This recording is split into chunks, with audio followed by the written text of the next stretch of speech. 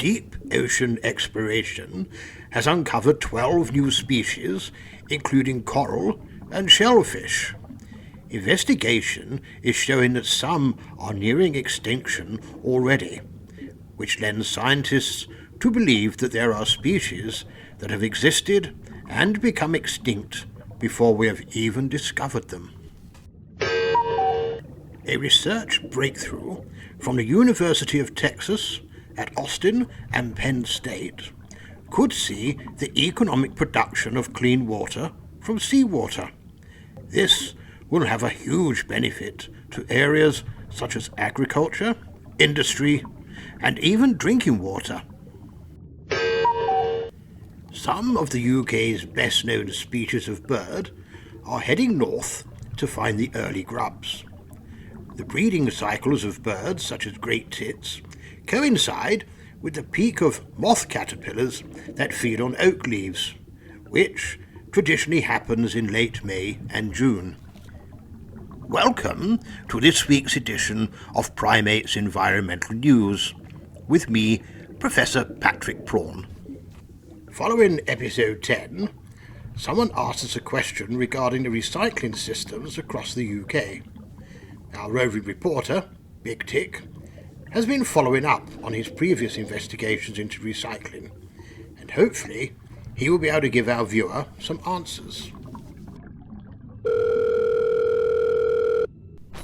Hello, Tick here. Hello, Tick. Hello, Tick here. Is that you, Professor? Tick, what's going on? Hello, Tick here, Professor. I can't hear you. Tick, my good fellow. Can you hear me? Professor, are you there? This is ridiculous. It's now 2021, and Tick still can't get a decent signal in the land of humans. Hello, Professor. It's... Oh dear. I know. I'll get Amanda to present Tick's findings.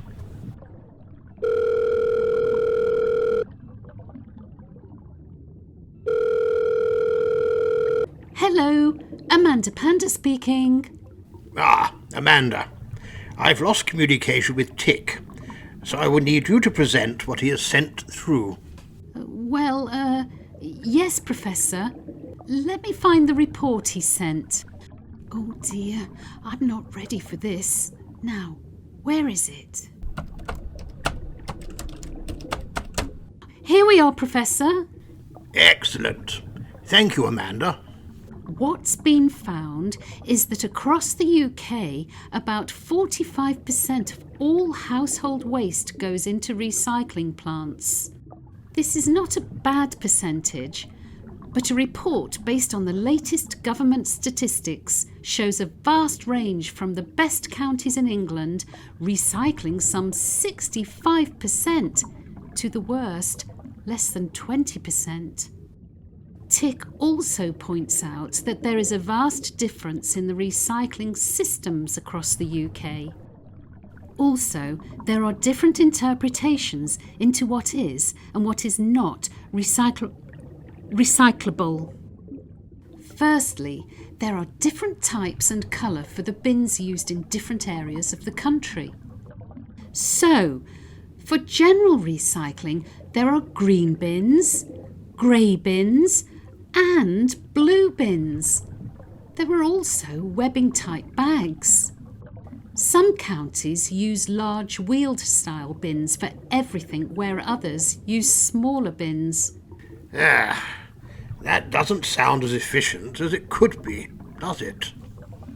I know, Professor. How are people meant to know which bin to use?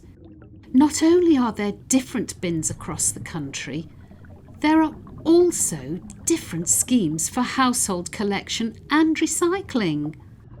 Tick has produced this chart. The segments marked in red are counties that do not collect glass from the household. People have to take their glass to a centralised recycling centre. This also highlights the difference across the bin colour, what goes in them and what does not. Across the UK, different counties also offer a garden waste collection.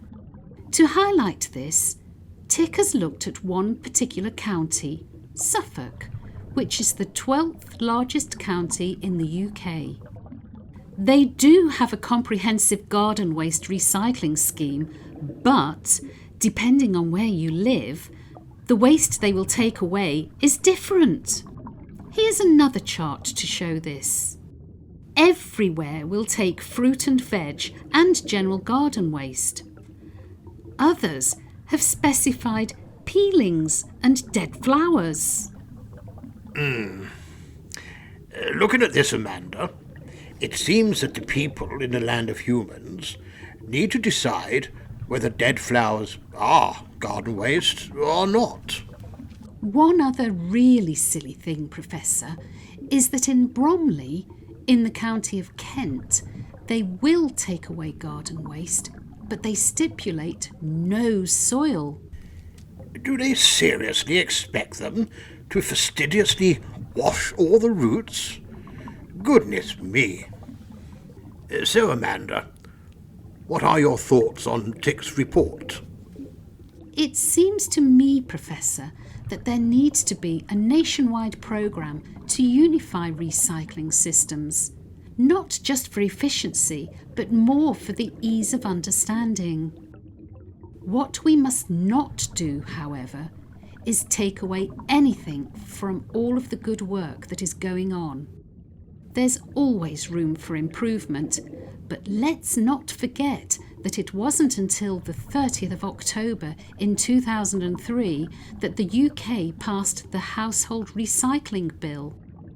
So, in reality, household recycling collection has gone from 0 to 45% in 17 years. Not a bad rate of progress. We'll keep supporting the land of humans with what we've found to help them in any way we can. Thank you, Amanda, for your, as always, balanced view. Now, this week's word to remember is efficiency. Doing things in a well-organised way. You have been watching me, Professor Patrick Prawn, with this week's environmental news. Now, I still haven't managed to wipe all the graffiti off the postbox. Caterpillar moves so quickly